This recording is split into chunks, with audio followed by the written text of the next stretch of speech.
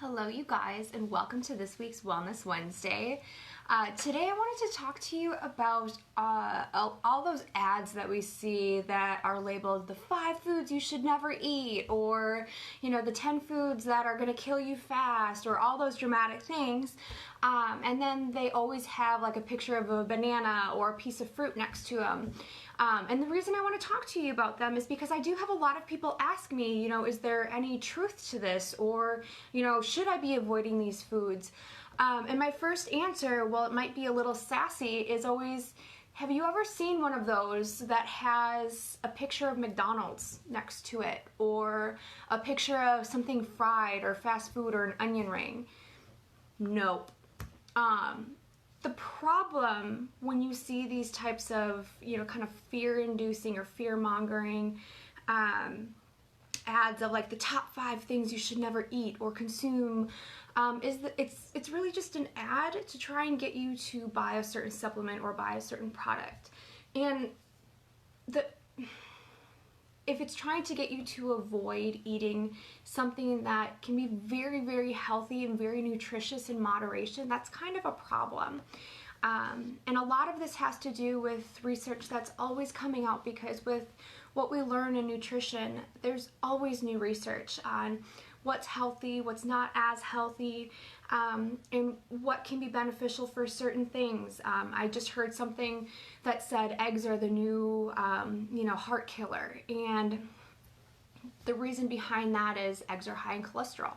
And so the thought behind that is if you eat eggs, your cholesterol is going to go up because you're consuming cholesterol.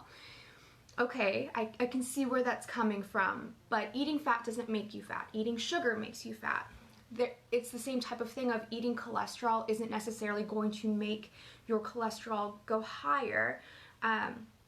Cholesterol in itself is actually just a transporter that transports fat to cells or fat from cells to the liver for excretion. And so we have good cholesterol and bad cholesterol. And so not understanding the science behind it and no explanation of, okay, what kind of cholesterol, and just saying stop eating eggs altogether is kind of a dangerous slippery slope, because just deep diving into the egg topic, one of our highest sources of lecithin, which is an essential amino acid, is found in egg yolks. So it is important to actually consume egg yolks or something that's high in lecithin, because we can't produce that in our body, but it is an essential amino acid for daily function in our body. And so when we look at these and read these different types of articles that are, the 5 or the 10 things you should always avoid, and then it's like, oh, take it to heart, stop them completely.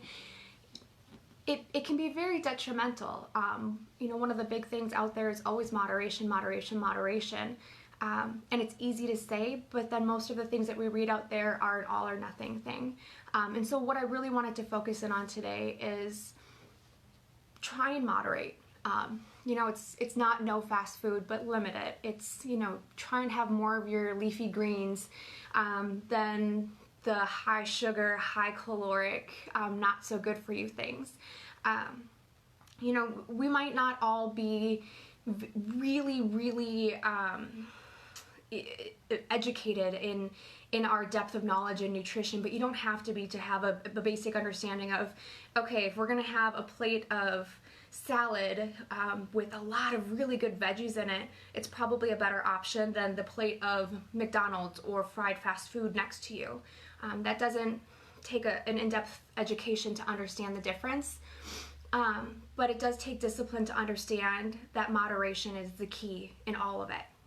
So when it comes to seeing these articles and those scare tactics that are out there, use your filters. Use the filters that realize that that's probably someone trying to sell you something.